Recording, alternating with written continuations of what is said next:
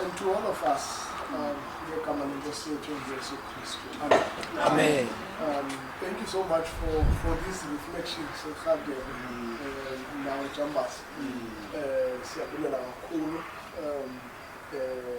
Ukofa, Sebens, Abefundi, Saba's name, Sela. So, the Molundo Baka, Ali Prima, versus T. The Delagos and also Ulamanso, Pavlani, the Exodus, chapter 13, verse 21 and 22. We are over. Yeah. Wow, Bapampa. Of course.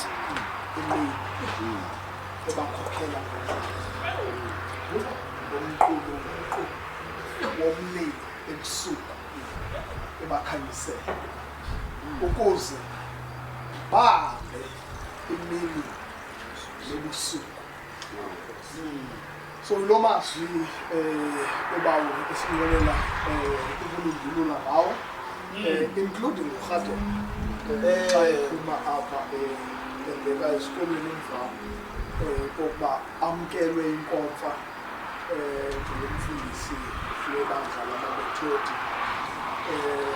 I've been reading a book in the past few days incwadi esihloko sithi A Known God in the Unknown Journey.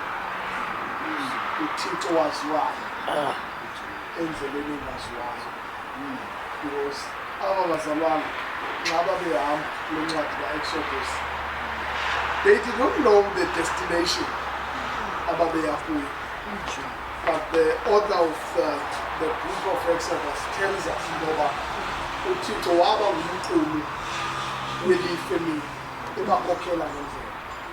So for them to know ngoba mababheke ngaphi, babephakamisa amehlo abo bakhangela uNkulunkulu welifa.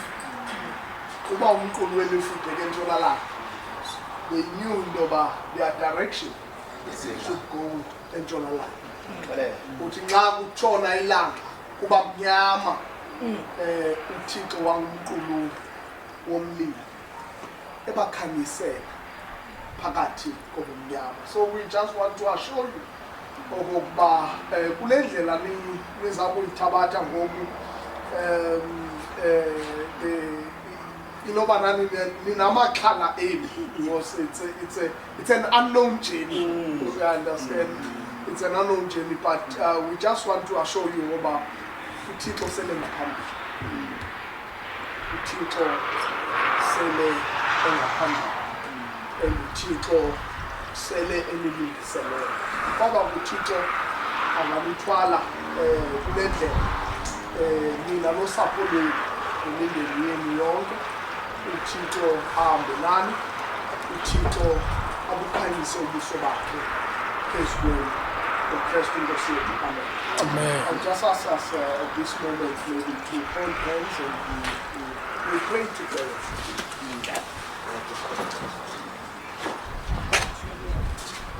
Almighty God, our Father, we come before you, Lord. We thank you, Lord, for this day. We thank you for the gift of life, and we thank you for the ministry of Umfundisi Skhuphela. Umfundisi Ncobeni lesekretary yasebongale kwakunye nomfundisi uMadlingozi.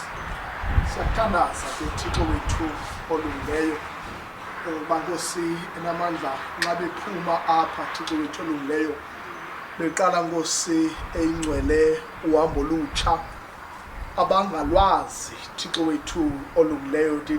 They don't know the toils and the dangers that are ahead of them. Kodwa Thixo wethu namandla yona ngesigcinileyo nesinika ithemba inoba wona nkosi selungaphambili endleleni njalo ke nkosi enamandla ukubathwala Thixo wethu oyingcwele, ukubagcina Thixo wethu onamandla. Eyona nto ke nkosi esinika ithemba Thixo wethu olungileyo ngamazwi engoma Thixo wethu onamandla ukuba wena Thixo ulilanga lethu uyakhanya Nkosi enamandla njalo ke Nkosi ukukhanya kwindlela Nkosi umuntu ngamnye kubo Thixo wethu olungileyo bobathathu kule jeni Nkosi abaza kuyihamba Thixo wethu olungileyo ukhanye Nkosi endleleni Thixo wethu onamandla ubakhokhele Thixo wethu olungileyo ngendlela ube ngumqulu welifu emini ukubakhokhela uthi Nkosi enamandla kwakufika amaxesha obumnyama kwakufika Nkosi amaxesha obunzima ube ngumqulu womlilo ubakhanyisele Thixo wethu olungileyo siyakuthandaza ke Nkosi enamandla Thixo wethu olungileyo sibulela Thixo wethu oyingcwele ngomsebenzi abawenzileyo kule sekethe yaseBongani nangomsebenzi abawenzileyo kwesisithili seKapa leThemba njalo ke Nkosi elungileyo ukuchumisa iministry nobufundisi babo kwindawo Nkosi obabizile kuzo ngalo mzuzu Thixo wethu olungileyo siyabulela ke somandla siyathandaza ke nangalo mzuzu Thixo wethu onamandla sibulela nangeli thuba lendibano this moment of fellowship osiphe lona Thixo wethu olungileyo bless now Thixo wethu olungileyo this gathering bless the conversations that we would share and bless Thixo wethu onamandla the meals that we will share at this place and bless Thixo wethu olungileyo nefamily yakwamandla inkosi ethe yasihosta ngalo mzuzu sikelele Nkosi elungileyo umuntu ngamnye okhoyo apha uYesu Kristu inkosi yethu amen.